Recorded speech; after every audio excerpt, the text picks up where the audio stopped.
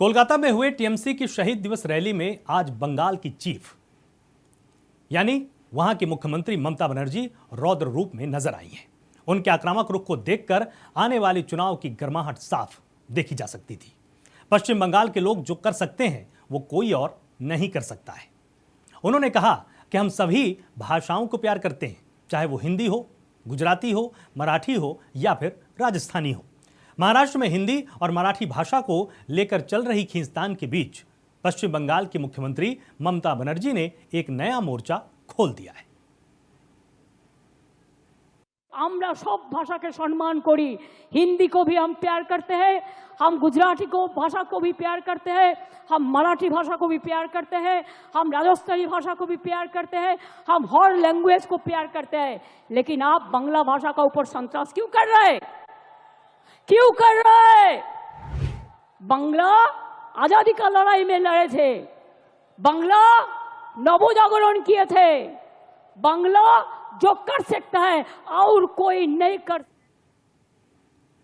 ममता बनर्जी ने कहा कि पश्चिम बंगाल के लोगों ने स्वतंत्रता आंदोलन में बड़ी भूमिकाएं निभाई थी। आजादी की लड़ाई में बांग्ला का इस्तेमाल किया गया था। दरअसल सोमवार को कोलकाता में तृणमूल कांग्रेस की शहीद दिवस रैली में ममता बनर्जी ने बीजेपी शासित राज्यों में बंगाली भाषी प्रवासियों के साथ हो रहे दुर्व्यवहार का मुद्दा उठाया। इस दौरान ममता बनर्जी बेहद आक्रामक मूड में नजर आई हैं। सब लोगों को सब अरेस्ट करके डिटेंशन कैंप में ले गया है, जेल में भर दिया है। देखिए, बांग्ला भाषा में बात करते थे, ये सब लोगों को सब डिटेंशन कैंप में डाल दिया है, बात करते थे। हमारा पास पूरा इंफॉर्मेशन है। ये देखिए, पूरा के पाठ पड़ेगा तो 1000 नाम को मेरे को पढ़ना पड़ेगा। उड़ीसा में भी अत्याचार हो रहा है, दिल्ली में जमुना नगर में आप इलेक्ट्रिसिटी काट दिया।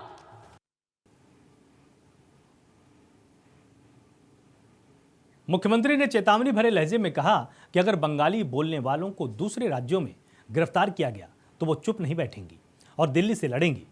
उन्होंने लोगों से भाषा आंदोलन शुरू करने की अपील कर डाली है। ममता बनर्जी के इस बयान को आगामी चुनावों से पहले एक महत्वपूर्ण राजनीतिक दांव के तौर पर देखा जा सकता है, समझा जा सकता है, जो कि भाषा और क्षेत्रीय अस्मिता के मुद्दे को राष्ट्रीय स्तर पर ले जाने में कामयाब हो सकता है। आपको बता दें, यह दिन तृणमूल कांग्रेस के इतिहास में एक खास स्थान भी रखता है। 21 जुलाई 1993 को ममता बनर्जी के नेतृत्व में एक विरोध प्रदर्शन के दौरान पुलिस फायरिंग में 13 युवा कांग्रेसी कार्यकर्ता मारे गए थे। तभी से तृणमूल कांग्रेस हर साल इस दिन को शहीद दिवस के रूप में मनाती है।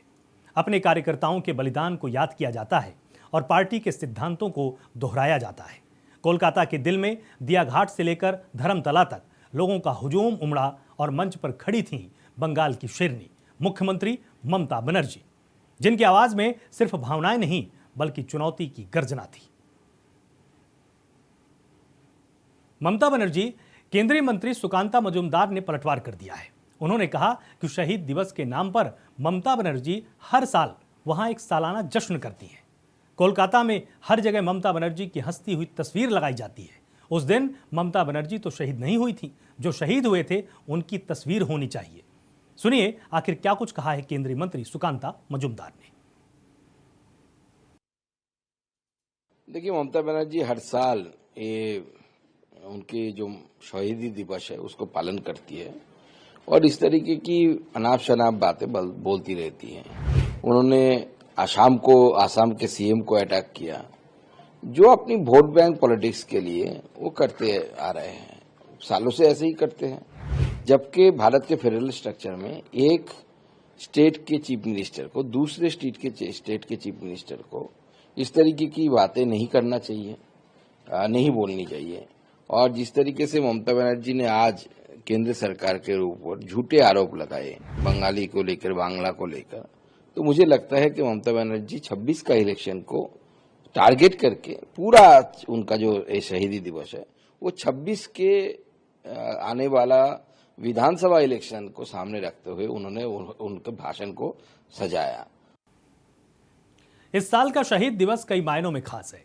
अगले साल होने वाले लोकसभा चुनावों से पहले ये तृणमूल कांग्रेस के लिए अपनी ताकत दिखाने और राष्ट्रीय स्तर पर विपक्षी एकता का संदेश देने का एक बड़ा मंच है। अब देखना होगा कि ममता बनर्जी के इस बांग्ला कार्ड का देश की राजनीति पर क्या असर पड़ता है, क्योंकि अगले साल ही पश्चिम बंगाल में विधानसभा चुनाव होने वाले हैं। और अब बात जिंदगी से जुड़े एक खास सबक की भी कर लेते हैं।